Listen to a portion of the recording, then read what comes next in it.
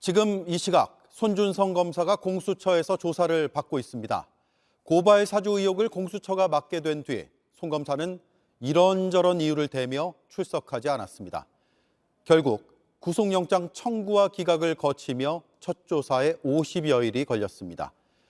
김웅 국민의힘 의원은 내일 출석할 가능성이 있습니다. 첫 소식 이서준 기자입니다. 오늘 오전 10시 공수처 안으로 차량 한 대가 들어갑니다. 손준성 검사를 태운 공수처 차량입니다. 지난해 4월 총선을 앞두고 김웅 당시 미래통합당 후보가 법여권 인사의 고발장을 제보자 조성은 씨에게 보낸 사실이 알려지면서 고발 사주 의혹이 불거졌습니다. 텔레그램 메시지에는 손준성 보냄이라고 적혀 있어 검찰이 개입했다는 의혹이 제기돼 왔습니다. 당시 손준성 검사는 대검찰청 수사정보 정책관이었습니다. 공수처는 고발장 초안 사진과 관련 캡처 파일 90여 장 등을 텔레그램을 통해 처음 보낸 사람이 손 검사란 사실을 확인했습니다. 하지만 손 검사가 김웅 의원에게 이 자료를 직접 보냈는지, 고발장 작성과 관련 자료를 모으도록 누군가에게 지시했는지 여부는 확인되지 않았습니다. 또 고발장 초안 작성자도 찾아내지 못했습니다. 오늘 조사에서 손 검사를 상대로 확인해야 할 부분입니다. 손 검사는 앞선 구속영장 실질심사에서 제보받은 자료를 텔레그램으로 돌려주는 과정에서 손준성 보냄이 남은 것 같다는 입장을 밝혔습니다.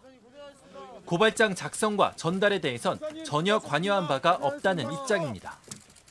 오늘 조사에서도 공수처가 새로운 증거를 제시하지 않는 한 같은 입장을 되풀이할 것으로 보입니다. 또 다른 핵심 피의자 김웅 의원도 내일 공수처에 출석할 것으로 알려졌습니다. 하지만 김 의원이 내일 나올지는 미지수입니다. 공수처에 출석하는지 묻는 취재진 질문에 답을 하지 않고 있는 데다 김웅 의원실 보좌진도 내일 공수처에 가는지 의원에게 물었지만 알려주지 않고 있다고 했습니다. 공수처는 김 의원이 동의하지 않아 내일 출석이 확정됐는지 밝힐 수 없다는 입장입니다. JTBC 이서준입니다. 네, 바로 공수처 연결하겠습니다. 조보경 기자. 50여일 만의 조사라 손 검사에게 확인해야 할 게 많을 듯합니다. 어떤 부분들을 주로 조사하고 있습니까? 손 검사 본인이 고발장 초안 작성에 개입했는지를 조사하는 게 가장 중요합니다. 또 윗선에 지시가 있었는지도 확인할 걸로 보입니다. 앞서 공수처는 구속영장 청구서에서 손준성과 성명불상의 검찰 간부들이 성명불상의 검찰 공무원에게 자료를 수집하도록 하고 고발장을 작성하도록 했다고 적었기 때문입니다. 하지만 현재까지 손 검사의 윗선이 관여했는지를 밝히지 못한 상황입니다. 그래서 이 부분을 당사자 조사를 통해 확인하려는 겁니다. 자, 윗선이란 얘기를 했는데 윗선이라면 당시 검찰총장을 말하는 건가요?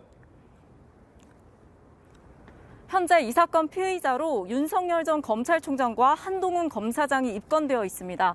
공수처는 이들이 손 검사에게 지시를 한 건 아닌지 의심하고 있는데 확실한 물증이 있는 게 아닙니다. 그래서 이 부분 역시 손 검사에게 직접 물어서 확인해야 합니다. 예, 진술도 중요하긴 한데 특히 새로운 물증이 있다면 그게 뭐냐? 그게 관건이겠군요. 그렇습니다. 공수처가 오늘 조사에서 영장심사에서 공개하지 않았던 다른 증거들을 제시할 가능성도 있습니다. 아직 조사가 진행 중이기 때문에 이 부분은 조사가 끝나봐야 자세히 알 수 있을 것 같습니다. 손 검사는 의혹이 제기된 이후 현재까지 이번 의혹과 관련이 없다는 입장을 고수하고 있습니다. 그렇기 때문에 손 검사가 고발 사주에 관여했다는 물증을 공수처가 추가로 확보하지 못했다면 이번 조사에서 의미 있는 답변을 끌어내기가 어려울 수 있습니다. 알겠습니다. 조보경 기자가 전해드렸습니다.